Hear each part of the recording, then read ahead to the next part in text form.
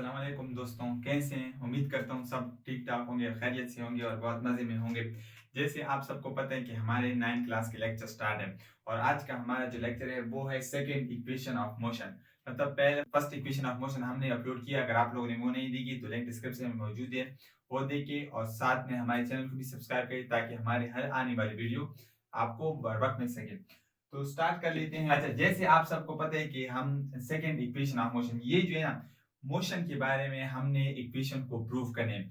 आपको पता है कि हम फिजिक्स में कोई भी काम करते हैं, जब तक हम उसकी मैथमेटिकल्स डील नहीं करते तो हम उस चीज को फिजिक्स हमारे साथ नहीं मानती।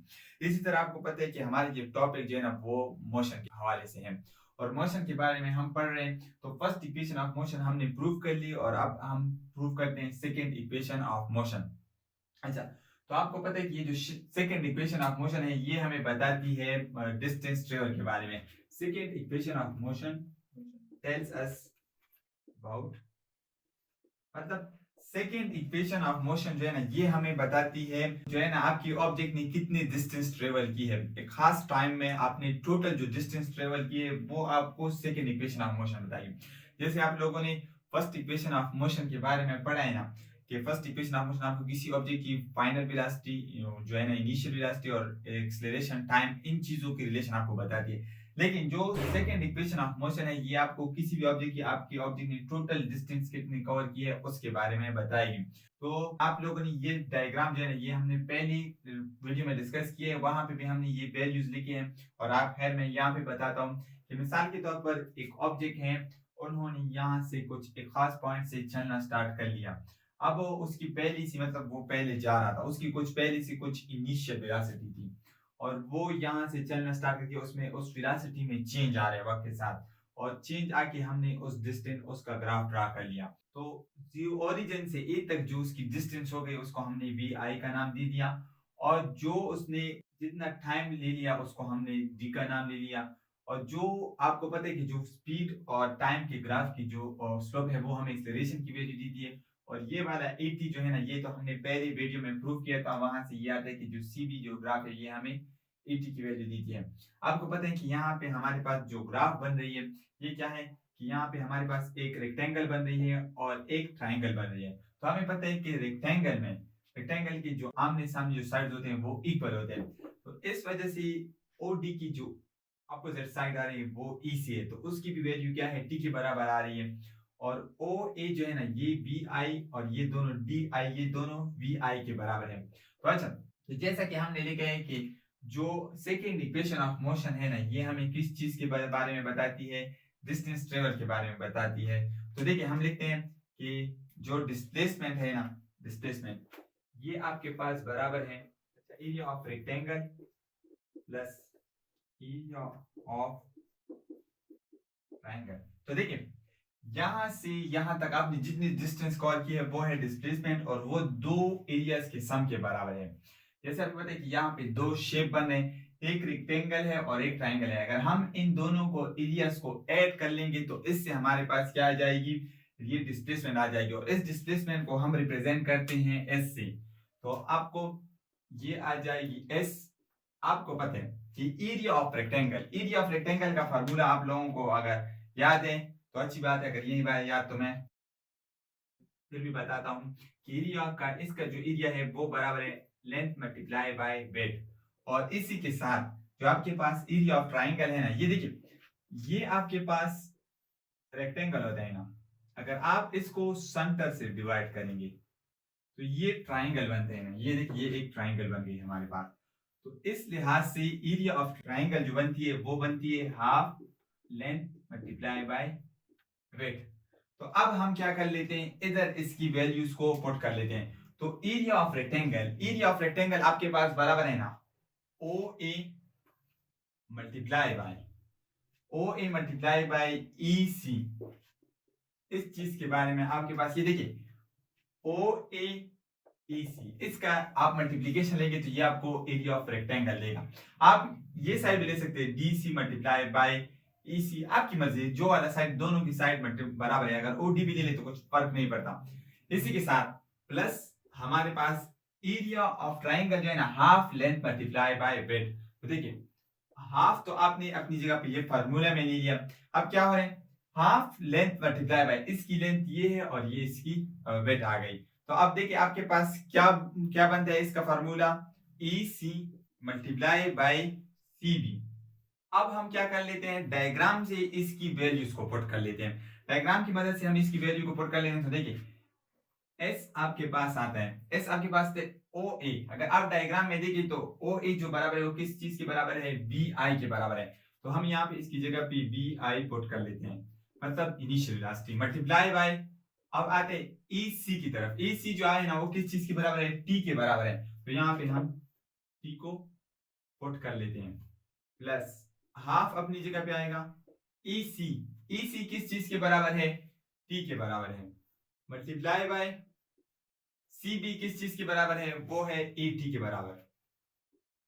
अब हम ये सॉल्व कर लेते हैं और थोड़ी सी तरतीब में लिख लेते हैं। तो देखिए S is equal to B I T plus half ये ये अपनी जगह पे आ जाएगा और टी मल्टीप्लाई होकर टी स्क्वायर बन जाएगा। तो देखिए इससे हमारे पास ये जो इक्वेशन बन रही है ये हमारे पास सेकेंड इक्वेशन ऑफ मोशन है। और ये हमें किसी भी ऑब्जेक्ट की डिस्प्लेसमेंट या डिस्टेंस ट्रेवल के बारे में बताइए कि आपके ऑब्जेक्ट ने कितनी डिस्टेंस कवर की है, तो उसको प्रूव करनी। अब ये आपके पास इस मतलब ये है कि आप किसी भी ऑब्जेक्ट की अगर डिस्टेंस फाइंड करना चाहते हैं तो आपने क्या करना होगा कि उस ऑब्जेक्ट की इनिशियल वेलोसिटी आपको मालूम होनी चाहिए, टाइम आपको गिवन होना चाहिए और एक्सेलरेशन गिवन होना चाहिए। अब आप इसकी मदद से क्या कर सकते हैं, किसी ऑब्जेक्ट की एक्सेलरेशन भी निकाल सकते हैं। अगर आपके पास डिस्प्लेसमेंट कंप्लीट मालूम हो और टाइम गिवन हो तो आप इसकी मदद से आसानी के साथ डिस्टेंस वगैरह मालूम कर सकते हैं। तो अच्छा अब हम क्या कर लेते हैं, इसके हवाले से एक क्वेश्चन कर लेते हैं। अच्छा देखिए हमारे पास एक क्वेश्चन है कि एक मोटरसाइकिल है, मैं ये लिख लेता हूँ। अच्छा देखिए हमारे पास एक क्वेश्चन है ना, उसमें कह रहे हैं कि हमारे पास एक मोटरसाइकिल है और वो स्टार्ट ले रहे हैं रेस्ट से और मूव्स कर रहे हैं विद यूनिफॉर्म एक्सेलरेशन 1.9 मीटर पर सेकंड स्क्वायर के हिसाब से कितने टाइम के लिए, 22 सेकंड के लिए। Find the velocity and distance travel. आपको इस क्वेश्चन में दो चीजें कह रहे हैं, एक कह रहे हैं कि एक मोटरसाइकिल है वो इनिशियली रेस्ट पे है और उसने चलना स्टार्ट कर लिया, कितने एक उसमें जो कांस्टेंट चेंज आ रहे हैं वो है 1.9 मीटर पर सेकंड स्क्वायर के हिसाब से और 22 सेकंड के लिए वो जा रहे हैं। तो आपसे पूछ रहे हैं कि आप उसकी वेलोसिटी फाइंड कर ले और उसके साथ डिस्टेंस ट्रेवल फाइंड कर ले। तो देखिए अब आपने देखना होगा कि हमें क्या क्या चीजें, सबसे पहले तो जब हम इसकी सोल्यूशन स्टार्ट कर लेते हैं तो हम देखते हैं कि हमें गिवन क्या चीजें हैं। हम इसकी सोल्यूशन जब स्टार्ट कर लेते हैं, सोल्यूशन में देखते हैं गिवन डेटा, जो चीजें हमें गिवन है वो देख लेते हैं। तो गिवन में हमारे पास अगर आप देखें तो हमारे पास इसकी इनिशियल वेलोसिटी गिवन है, वो वी आई गिवन है और वो है 0 metre per second. 0 metre per second क्यों है, क्योंकि यहाँ पे देखिए कि स्टार्ट्स फ्रॉम रेस्ट, उन्होंने स्टार्ट कहां से ली है, रेस्ट से। और उसके साथ एक्सेलरेशन गिवन है, एक्सेलरेशन की कितनी है 1.9 मीटर पर सेकेंड स्क्वायर। तीसरी चीज हमें टाइम गिवन है और टाइम कितना है 22 सेकेंड। और अब हम मालूम करते हैं जो रिक्वायर्ड चीजें हैं। इसमें हमारे पास रिक्वायर्ड क्या है, रिक्वायर्ड हमारे पास दो चीजें हैं। रिक्वायर्ड में हमारे पास पहले है वेलोसिटी और दूसरी चीज जो है वो हमारे पास है डिस्टेंस ट्रेवल। डिस्टेंस ट्रेवल का मतलब ये है कि यहाँ पे ये हमसे s मांग रहे हैं और वेलोसिटी का मतलब ये है कि ये हमसे फाइनल वेलोसिटी मांगती है। तो ये दोनों चीजें हमसे मांग रही है।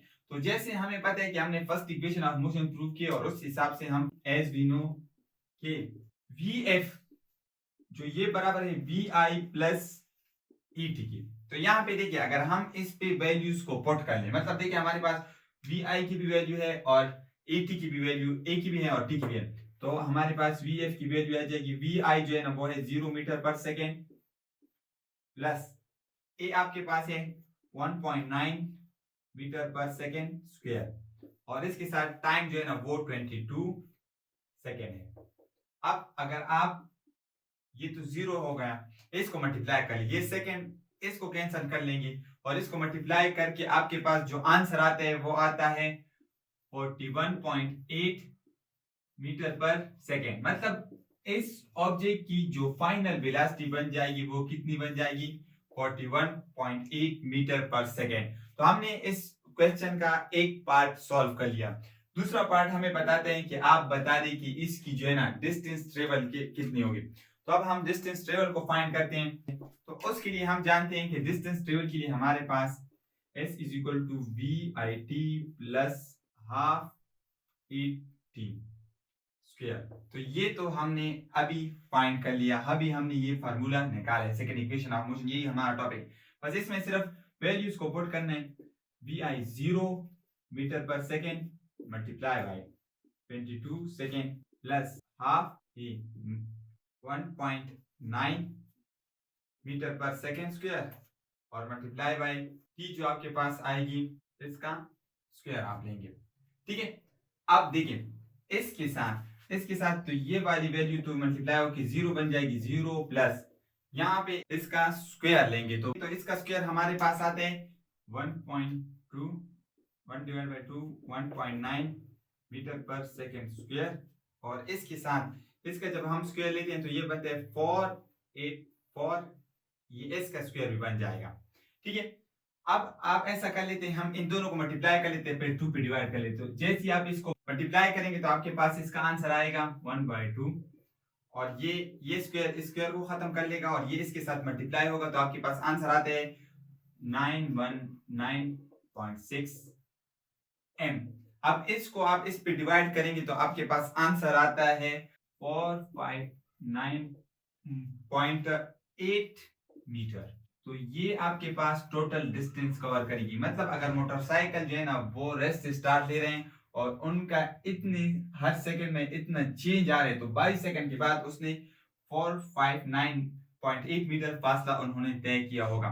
तो अच्छा, अगर इसके हवाले से कोई क्वेश्चन हो या आपको कोई इस प्रॉब्लम आ रही हो या कोई और क्वेश्चन सॉल्व करना चाहते तो हमें कमेंट सेक्शन में जरूर बता दीजिए, हम आपके प्रॉब्लम को सॉल्व करेंगे। ओके, अल्लाह हाफिज।